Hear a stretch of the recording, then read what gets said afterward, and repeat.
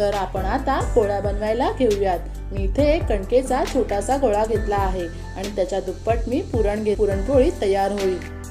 तर कणकेच्या गोळ्याची आपल्याला छोटीशी अशी पारी बनवून घ्यायची आहे। पारी आपल्याला जास्त मोठी नाही बनवून घ्यायची आहे। तर पारी बनवून तयार आहे। यामध्ये आपण मी दाखवत आहे त्याप्रमाणे पुरण भरवून घेऊयात। बोटाच्या सहाय्याने दाबत दाबत पुरण याप्रमाणे भरून घ्यायचं आहे।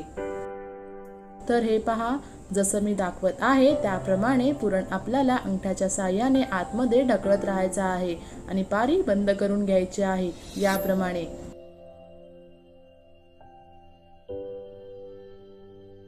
तर या प्रकारे पुरण मी व्यवस्थित असं भरून